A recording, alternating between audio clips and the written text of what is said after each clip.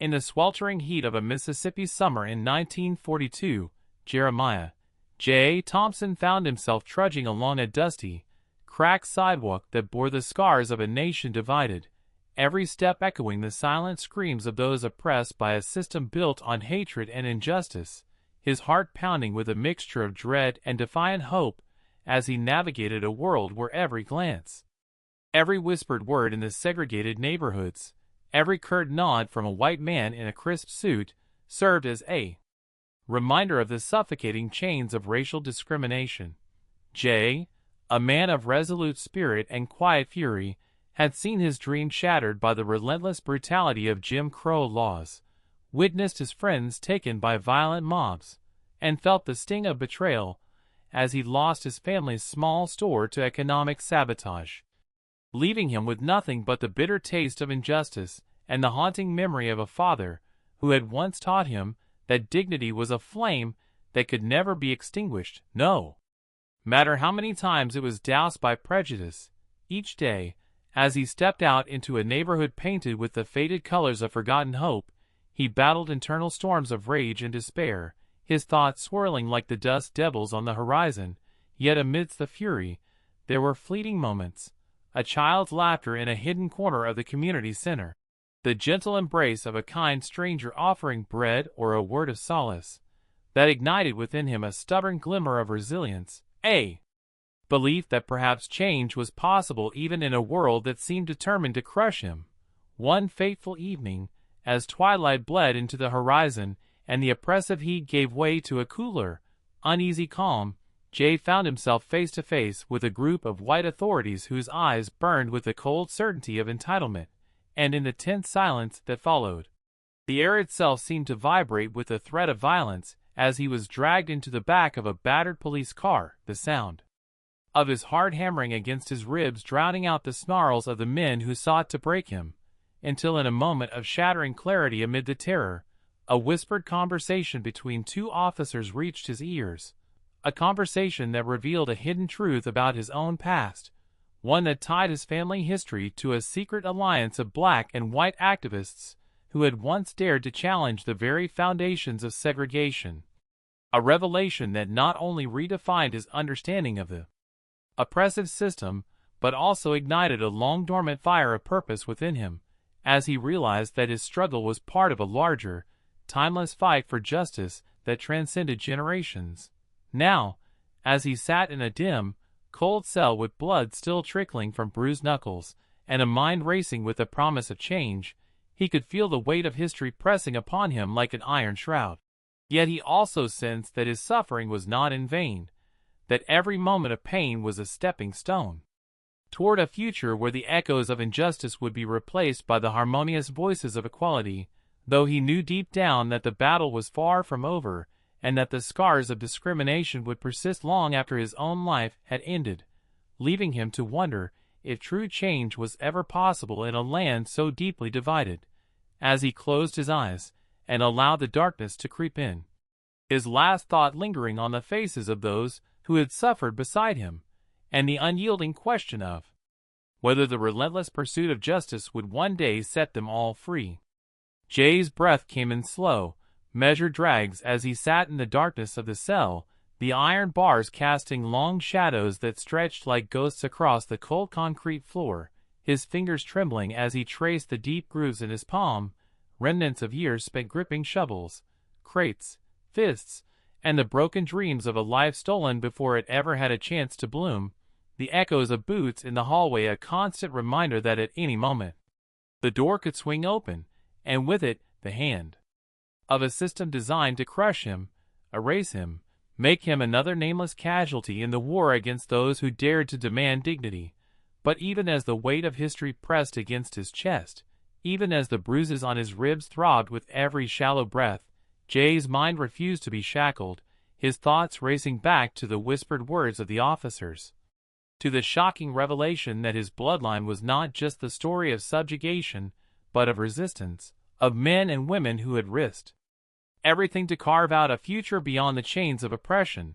And suddenly the pain in his body felt like a mere ember compared to the fire raging in his heart, the slow burn of realization turning into something undeniable, something powerful, because if the past had been hidden from him, if the truth of his family's struggle had been buried beneath years of silence, then it was his duty to unearth it, to carry their legacy forward, to ensure that his suffering was not in vain. But the question remained, how could one man stand against an entire system built to destroy him? How could he fight when every path seemed to lead to a dead end, when the people who had dared to stand before him had been beaten down, imprisoned, murdered, their names left to fade into the whispers of forgotten history?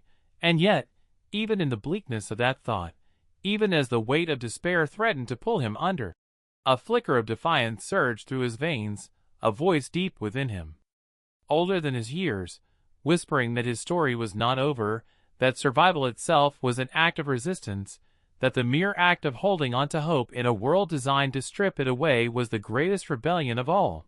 And as the clang of keys rattled through the corridor, as the slow, heavy footsteps of the guard approached his cell, Jay straightened his spine, squared his shoulders, forced his battered body to sit tall. Because no matter what came next, no matter the blows, the threats, the weight of the injustice that loomed over him, he would not break, he would not be erased, because his name, his life, his fight, were far from finished. The guard stopped in front of his cell, a thick-set man, with a cruel smirk, the kind of face Jay had seen 1,000 times before, men who took pleasure in their power, who thrived on the suffering of those they deemed lesser. And as the keys jingled in his grip, as the door groaned open, Jay forced himself not to flinch, not to give them the satisfaction of seeing fear in his eyes. But his body betrayed him, a deep ache settling into his bones, as he struggled to his feet, his ribs protesting. With every breath, the bruises on his face tightening like a mask, the taste of iron still sharp on his tongue from the blows he had taken the night before. And yet, he did not speak, did not react, only stared as the guard jerked his chin toward the hallway, a silent command that he obeyed without hesitation, because to resist would be to invite more pain, more violence, and he had learned long ago that survival meant picking battles, waiting for the right moment to strike. And so he walked past cells lined with men who looked just like him, their eyes hollowed out by years of the same suffering, past corridors that smelled of sweat and despair, past walls covered in the faint etchings of those who had come before him, names scratched into stone, messages of defiance, of desperation, of a longing for freedom that would never come. And as he was led into a small, dimly lit room, the weight of history pressed down on him, because he knew what this was, had heard the stories of men dragged from their cells in the dead of night, taken into rooms like this one, only to emerge broken, or worse, never to emerge at all. But still he did not speak, did not plead, because he knew there was no mercy here, no reasoning with men who saw him as less than human.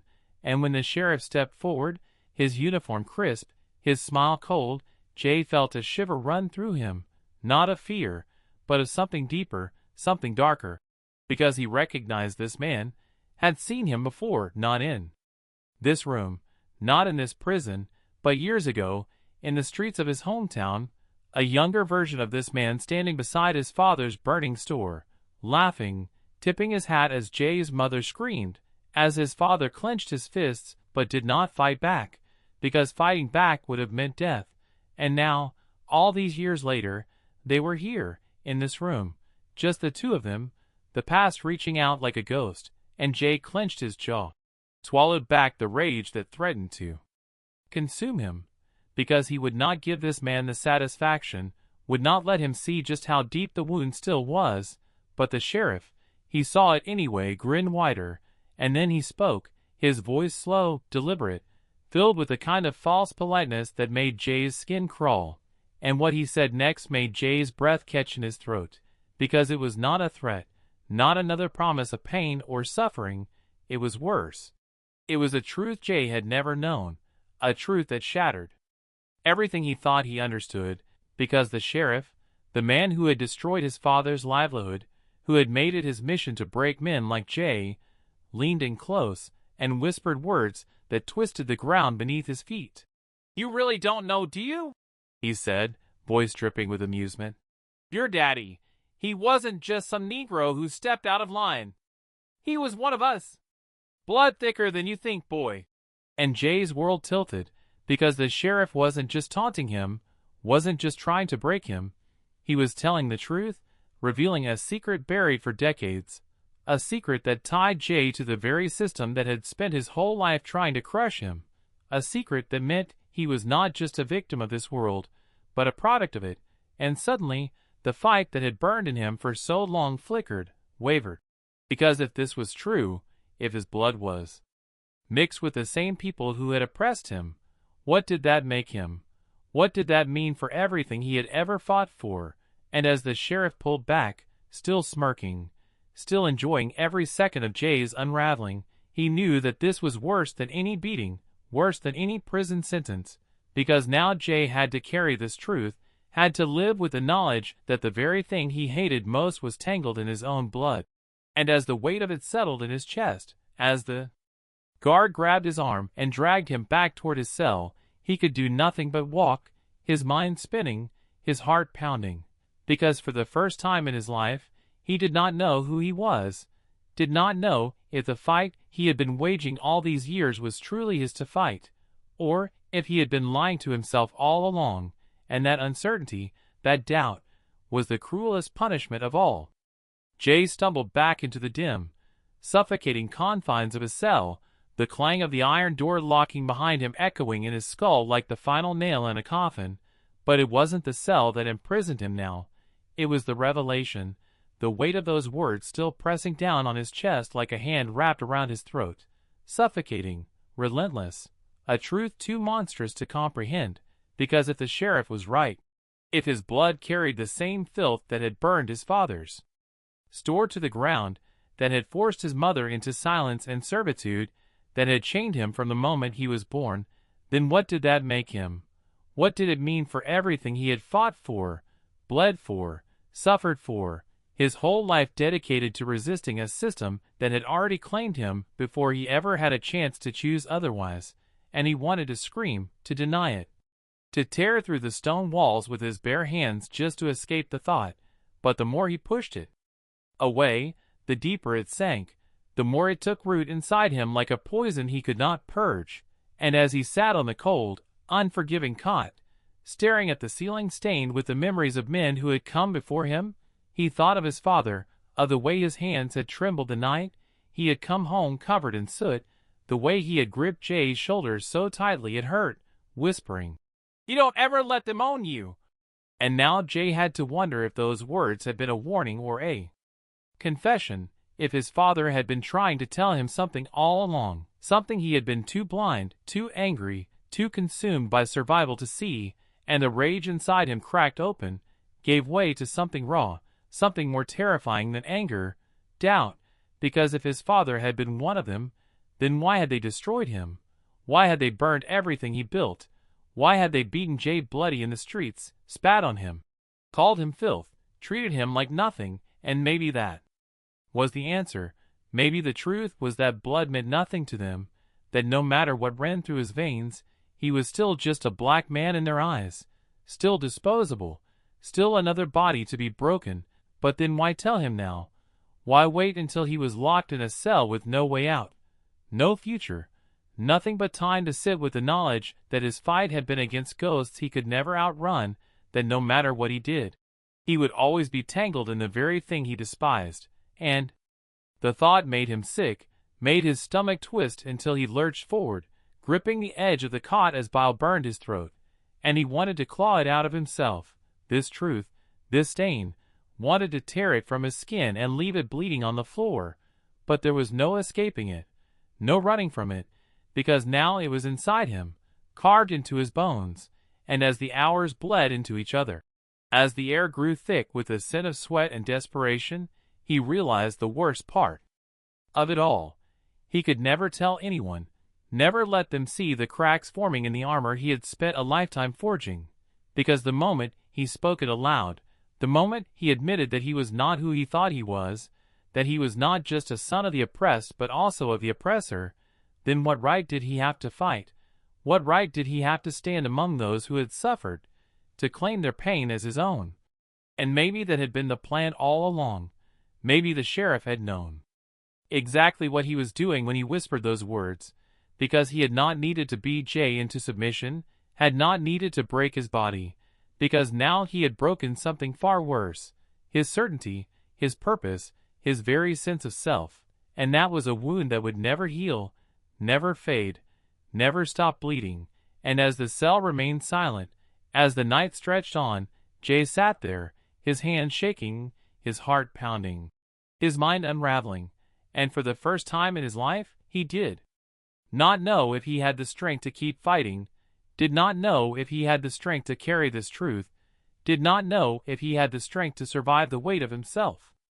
Jay clenched his fists until his nails bit into his palms, the sting barely registering through the storm raging inside him, his breath shallow, uneven, his body tense, like a coiled wire ready to snap, because the walls were closing in, not just the cold concrete and rusted bars, but the walls inside his mind, the ones that had always been there, built brick by a lifetime of fighting, resisting, surviving, and now, with just a few whispered words, they had been shattered, leaving him exposed, raw, uncertain, and that was what terrified him most, not the cell, not the sheriff, not even the news that loomed in the back of his mind as a possibility he had always been prepared for, but the emptiness, the void where his anger used to be, because anger had been his foundation, his armor, the fire that had kept him moving forward when the world tried to crush him beneath its weight.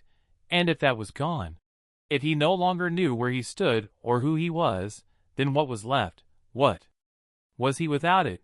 Just another man waiting to be forgotten, and that thought burned worse than any lash, any blow, because if he let this consume him, if he let it take away everything he had fought for, then they had already won, and he couldn't let that happen, wouldn't let that happen.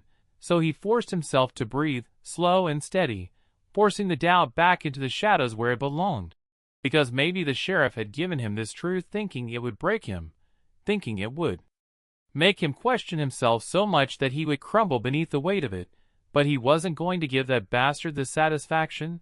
He wasn't going to sit in this cell and rot in self-pity while the world kept turning without him, while men like the sheriff kept their boots on the throats of people like him. So he forced himself to think, to plan, to find a way out, because there was always a way out, even if it wasn't the way he wanted. And just as the first hints of morning light seeped through the tiny, barred window, a sound broke the silence, a sharp rap against metal, and then a voice, low, urgent, familiar. "Jay, you listening?" And his heart nearly stopped because he knew that voice, had spent years memorizing it, leaning on it, trusting it, and against all logic, against all reason, here it was now, whispering through the cracks of his prison.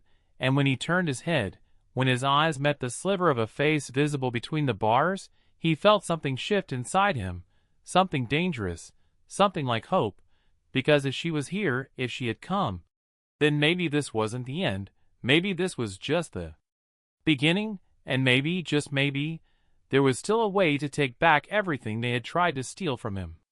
Jay's breath caught in his throat as he stared at the sliver of pale skin, the deep blue eyes wide with something between fear and determination, the voice he had not heard in what felt like lifetimes whispering his name like a prayer, like a secret meant only for him.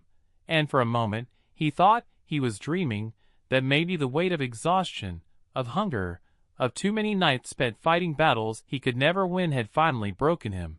But then she reached through the bars, her fingers trembling, brushing against his own, and the warmth of her touch, so real, so impossibly real, sent a shock through his body, waking something he had buried, something he had not dared to feel since the last time he saw her disappear into the world that would never let them be together.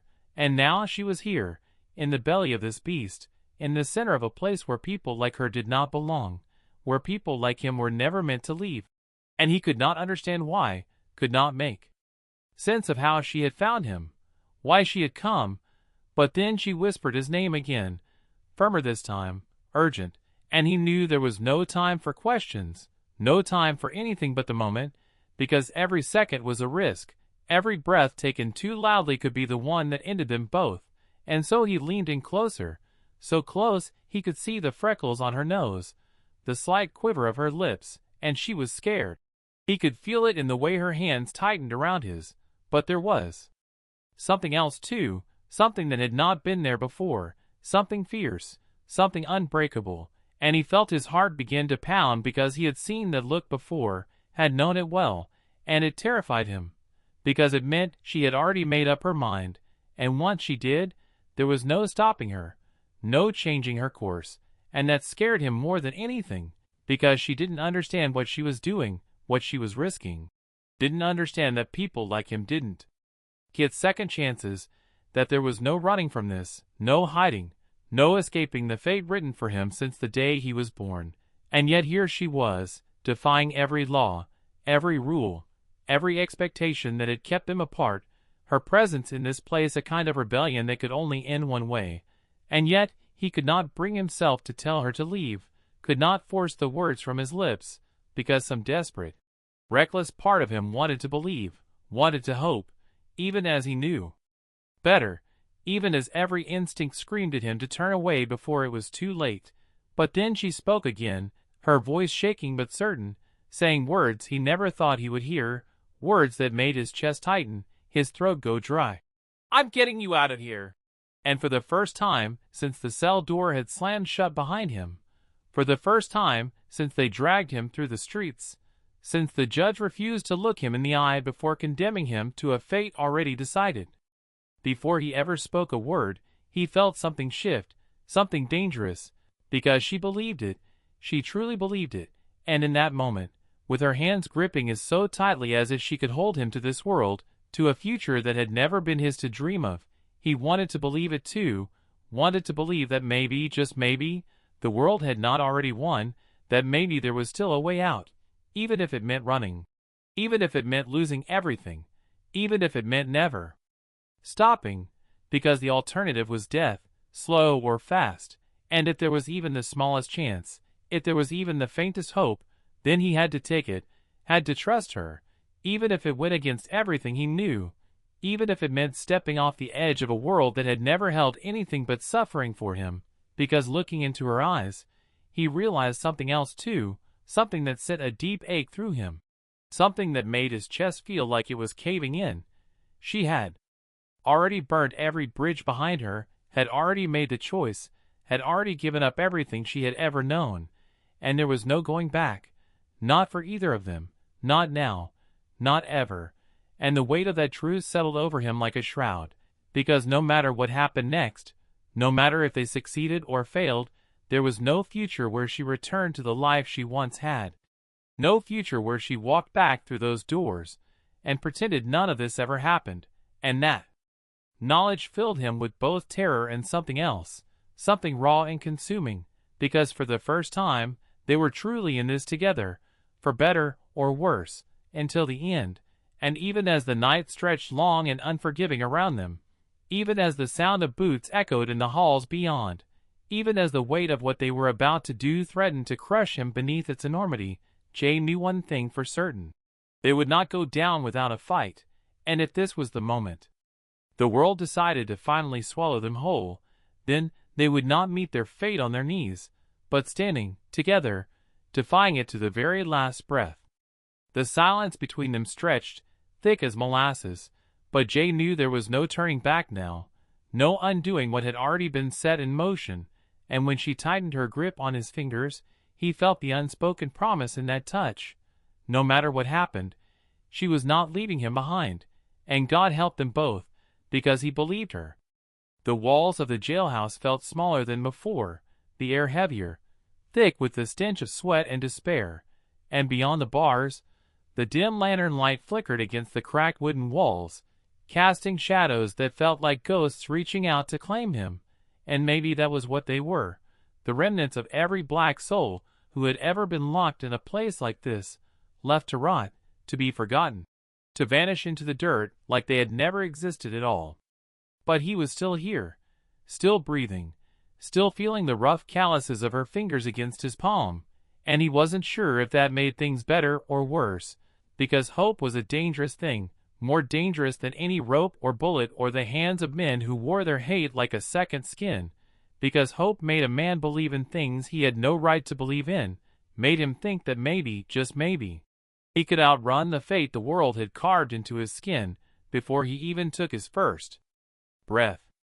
But she believed it, and damn him, some part of him did too, because she had always been the impossible thing in his life, the thing that should have never existed but did anyway, and now here she was, standing before him, promising the impossible once more, and even though he knew better, even though he had learned long ago not to trust the whisper of dreams, he nodded, because there was nothing else to do.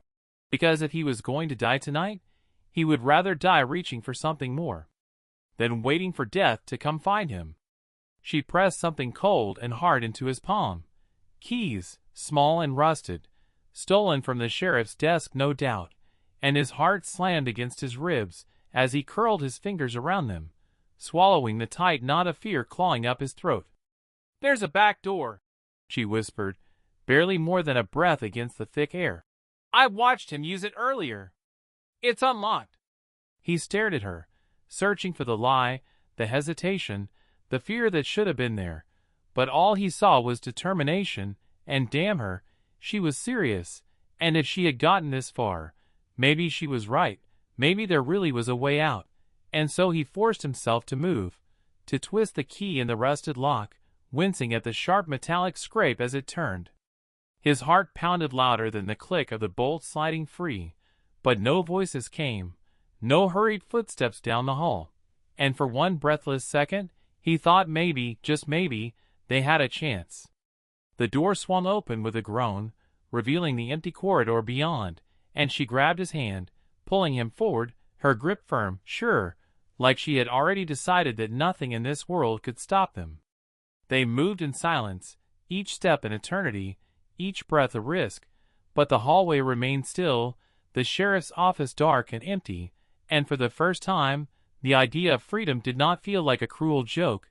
But then, just as they reached the back door, just as Jay could smell the night air beyond it, footsteps echoed from the front of the building, slow, deliberate, and then came the voice that sent ice through his veins. "You really thought I wouldn't notice?" The sheriff's voice was a drawl, thick with amusement and something darker, something that made Jay's stomach turn, and when he turned his head, he saw the glint of a gun in the dim light, saw the slow, smug curl of the sheriff's lips, and behind him, two more men stepped forward, rifles in hand, and he knew, right then, that this was never going to be easy, that the world was never going to let them slip away that easily. Because men like him were not meant to escape, were not meant to get second chances, and maybe, just maybe, he had been a fool to believe otherwise. But then she stepped in front of him, her body a shield, her chin lifted in defiance, and something hot and furious and terrifying surged through him, because she did not belong in this fight, did not belong in this war, and yet here she was, standing between him and death, and he could not, would not, let that be the end of it. "Move!"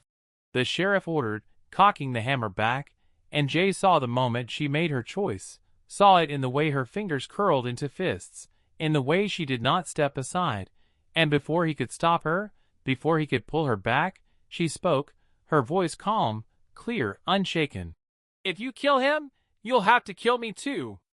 The silence that followed was thick, suffocating, and Jay felt his pulse slam against his skull as the sheriff's smile widened, as he took a slow, measured step forward, and for a moment, Jay thought this was it, thought the world was going to end right here, right now, in the dim back room of a forgotten jailhouse, but then the sheriff laughed, low and cruel, and he shook his head, his grip on the gun tightening. "You think that means something?" he sneered, his gaze flicking over her, filled with something ugly. "You think your life matters more than his? You think I won't put you both in the ground and call it justice?" Jay's fists clenched, his breath coming sharp and fast, and the rage inside him burned so hot it nearly blinded him. But he forced himself to breathe, forced himself to think, because this was a game, always had been, and if he lost control, they both died here. But then something unexpected happened. The sound of voices, distant but growing louder, coming from outside, and the sheriff's eyes flickered with something that almost looked like doubt. Jay felt it too, the shift in the air, the sense that something was happening beyond these walls, something they had not accounted for. And then came the pounding at the front door, the sharp, unmistakable crack of someone breaking through, and the sheriff's expression twisted in confusion, in anger. And in that moment of distraction, Jay moved. He did not think, did not plan. He just moved, just lunged, just grabbed for the gun as the sheriff cursed, as the world exploded into chaos, as hands grabbed at him, fists slammed into ribs, gunfire rang out, and the only thing he knew, the only thing he could hold on to, was her voice, shouting his name, and then the sharp, unbearable pain that ripped through his side, hot and sudden, and he staggered, the world tilting. The sheriff's face contorted in rage, in shock, in something he could not name, and then the weight of her arms around him, pulling him forward, pulling him toward the door, toward the night, toward the uncertain, impossible chance of escape, and all he could do was hold on, keep moving, because if this was the end, if this was how it ended, then he was not going to fall alone, was not going to let them take him without a fight.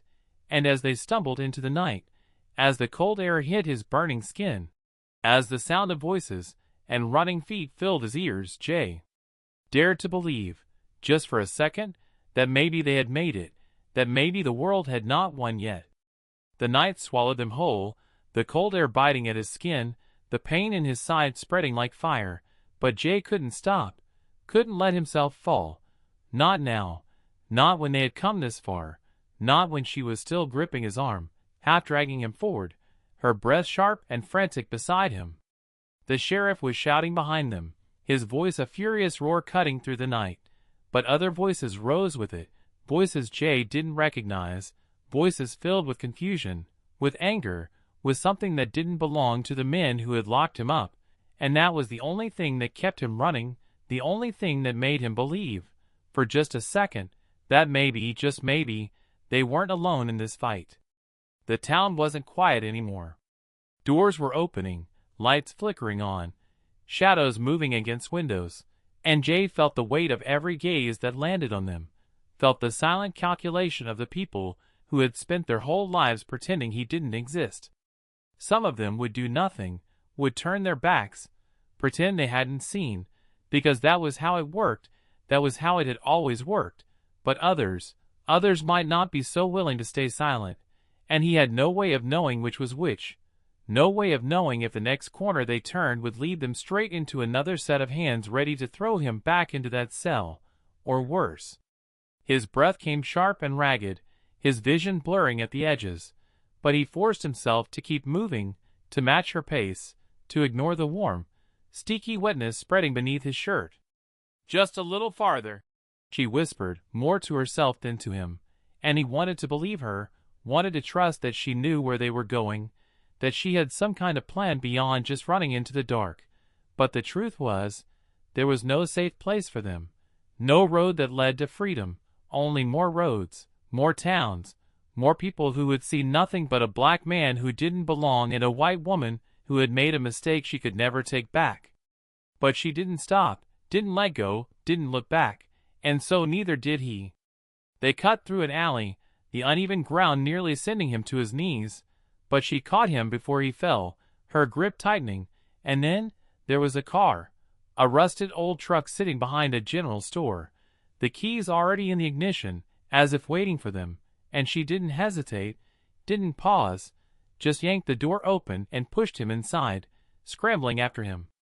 The engine coughed to life, the sound too loud, too sharp, cutting through the night like a gunshot, and Jay flinched, his hands pressing against the wound in his side, as the truck lurched forward.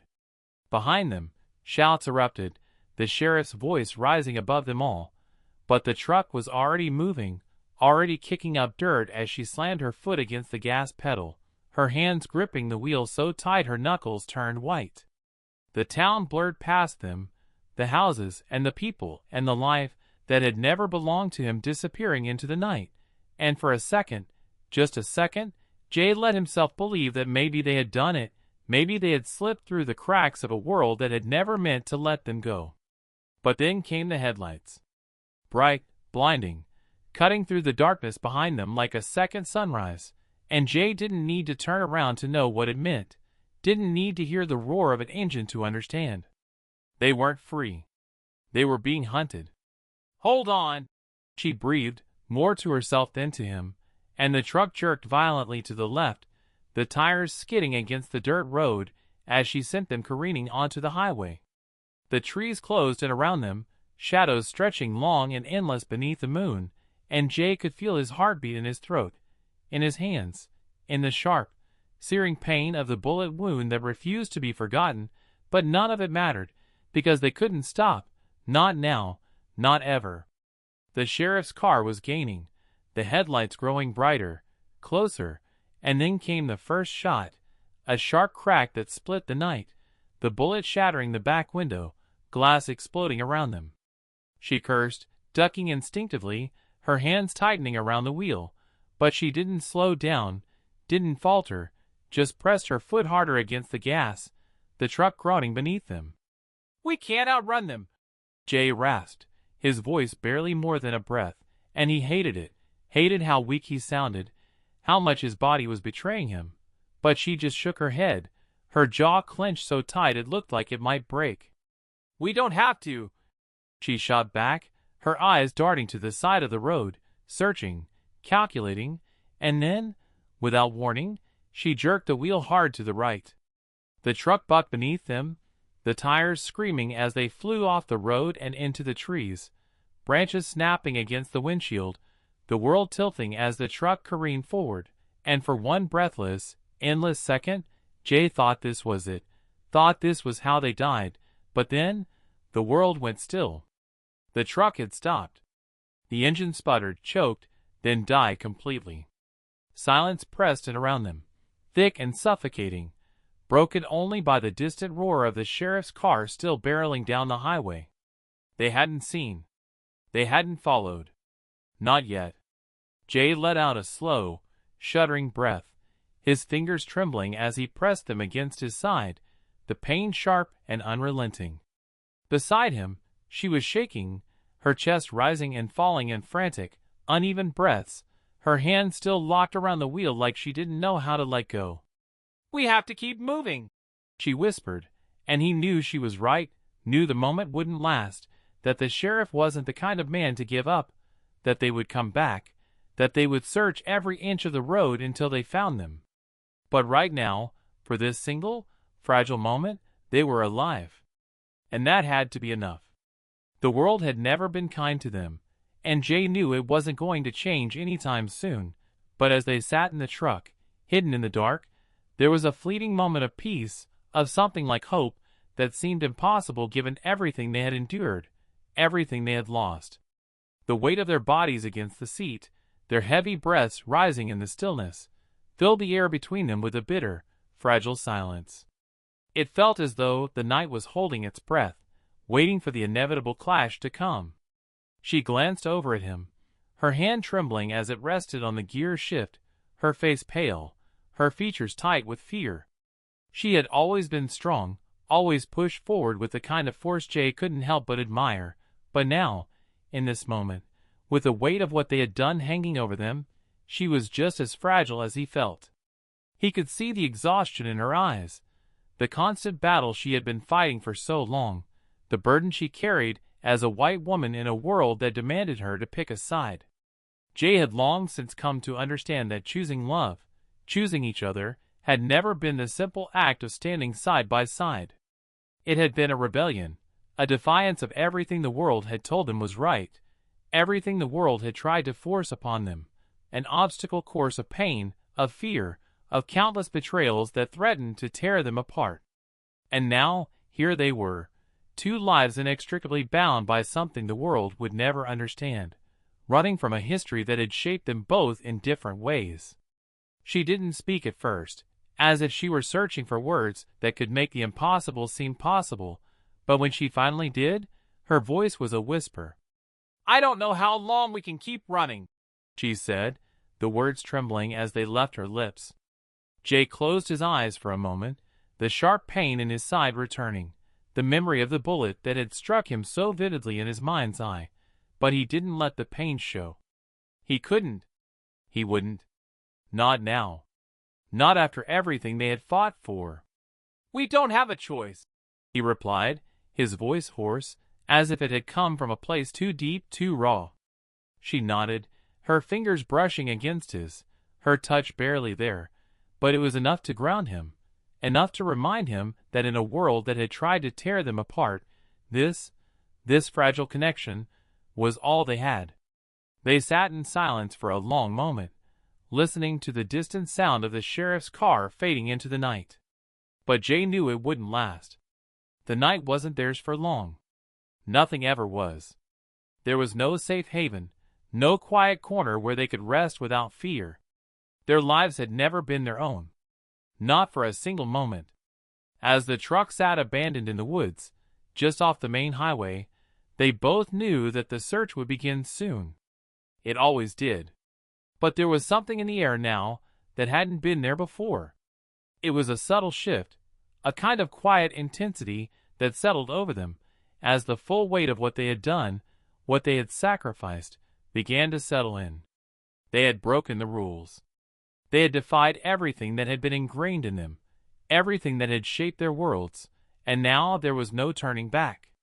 Jay took a deep breath, feeling the cold seeping into his bones. But it wasn't the cold of the night that chilled him. It was the realization that this wasn't just about survival anymore. It wasn't just about running. It was about choosing. Choosing each other, no matter the cost, no matter the consequences. "Do you think we'll make it?" she asked, her voice barely audible in the stillness. Jay didn't answer right away. His eyes drifted out the window, the darkness outside creeping closer, as though it were swallowing them whole. There was no simple answer. No clean, easy way to say that they could outrun everything. Not the hatred, not the violence, not the system that would always be there, waiting. But he knew something else too.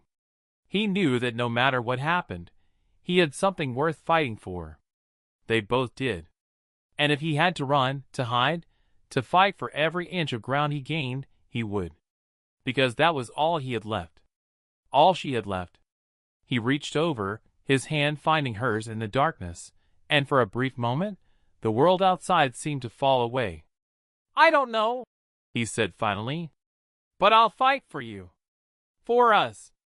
She squeezed his hand tightly, and for the first time in what felt like forever, a slow smile crept onto her face. It wasn't a perfect smile. It wasn't one of joy or triumph. But it was enough. It was a smile of understanding, of shared pain, of something more than just survival. "Then we keep going," she said, her voice steadying. "We keep fighting." The truck started with a groan, the engine sputtering as it roared to life, and she slowly turned the wheel, guiding it back onto the road. Jay pressed his hand to his side, feeling the blood still seeping through his shirt, but he didn't allow himself to think about it. Not now. Not when they were still running, still free, still alive. He looked out the window, staring into the night, and for the first time in a long time, he didn't feel completely lost. The darkness wasn't just a threat anymore. It was a promise. A promise that they could keep going, that they could push back against a world that had never wanted them to have anything. And maybe, just maybe, they would get away. They would make it to a place where they could be free, where they could live without fear. But that would come later. For now, they just kept going.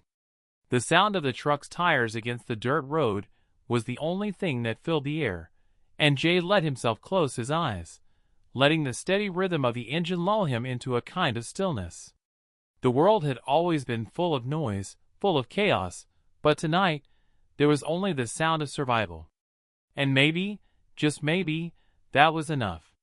They drove through the night, the world around them a blur of shadows and distant lights, and as the truck rumbled on, Jay felt the weight of everything that had brought them to this moment. The fear, the loss, the constant running, it had all led them here, to this fragile, uncertain space where they could only hope that the world wouldn't catch up to them, that they could outrun the ghosts of their past. But even as the miles stretched out behind them, he knew that hope was a dangerous thing, something that could be shattered at any moment, like glass falling to the floor. The woman beside him, the one who had chosen to defy the world for him, for them, was no longer just a stranger caught in a world not of her making. She had become his anchor, the one steady thing in a life that had been nothing but chaos and violence. Her hand, warm and steady in his, was the only comfort he had left, the only thing reminding him that, despite everything, he wasn't completely alone. The truck's engine sputtered, the faint sound of it struggling to stay alive echoing in the silence, but they didn't stop. Not yet. They couldn't afford to. Jay could feel the blood slowing in his veins, could sense the sharpness of the pain that still pulsed in his side, but he refused to let it consume him. Not now. Not when they were so close to the edge of something that could be the start of a new life or the end of everything they had fought for. But then, just as the first light of dawn broke over the horizon, the truck slowed, coming to a halt. Jay looked up, blinking against the sudden brightness, his heart pounding in his chest. There, just ahead, was a sign, a small, weathered board that seemed almost too good to be true. It was a place, a town, a new beginning. But something in the air shifted. It was too quiet, too still, and the sense of danger that had clung to them for so long was suddenly back in full force. He knew what it meant. He knew they couldn't stay here, couldn't risk being seen. But before he could say anything, before he could even warn her, a shadow moved from behind the sign, and in an instant, the world they had worked so hard to escape from came rushing back at them. The truck doors flew open, and a figure stepped out, tall, imposing, and unmistakably familiar. It was him. The man who had promised retribution, the one who had chased them through the night and beyond, who had made it his mission to see them caught, to tear them apart. For a moment, Jay froze, his body fighting against the urge to run, to escape, but it was too late. The world had caught up to them. He didn't have time to think, to strategize. All he could feel was the rush of adrenaline, the sharp pang of betrayal, and the sudden, suffocating weight of knowing that there was no escape. The man advanced, his eyes cold and unblinking, as though he had always known where they would go, as if their every move had been anticipated. He had been waiting for them, watching them, knowing that they would never truly be free. Jay gripped the door handle, ready to fight, to do whatever it took, but when he looked over at her, at the woman who had become his world, he saw the same exhaustion in her eyes, the same desperate resolve to survive. "We have to keep moving," she whispered, her voice barely audible over the pounding of his heart. But it was too late. Before he could react, before he could make a move, the man raised his hand, signaling to someone hidden in the shadows, and suddenly, the air was filled with the sharp crack of gunfire. Jay's body jerked as the bullet hit him, the pain searing through him like fire, but even in that moment, he couldn't look away from her face. The woman he loved, the one who had stood by him through it all, was still there, her eyes wide with fear, her body trembling with the realization that they had reached the end of the road. As the darkness started to close in on him, as his vision blurred and his breath grew shallow, Jay reached out for her one last time, his fingers brushing against hers, desperate to hold on, to let her know that no matter what happened, she was the only thing that had ever truly mattered. But the world slipped away from him, and the last thing he felt was the warmth of her hand in his, and the echo of her voice, telling him she loved him. And then silence. The man who had hunted them stood over him now, his face unreadable, his gaze cold. But as he looked at the woman who had loved Jay, who had stood beside him against everything the world had thrown their way, something shifted in him. A flicker of doubt. A hesitation. The woman stepped forward, her eyes locked on the man, her voice trembling but steady. "Do what you must," she said, her words filled with finality. "But know that it won't be enough. The world will change. It has to." The man didn't respond. Instead, he turned, disappearing back into the shadows, leaving her standing there, alone, with nothing but the weight of what had happened, what they had lost, and the haunting knowledge that nothing would ever be the same again. The sun rose higher in the sky, casting long shadows over the earth, and the world moved on, as it always did, leaving behind the broken and the lost, the ones who had dared to hope for something better. And as the woman stood there, her heart heavy with grief, with the weight of everything she had lost, she knew one thing for certain: love, in all its forms, would never be enough to change the world. But it was all they had. And maybe, just maybe, that would have to be enough.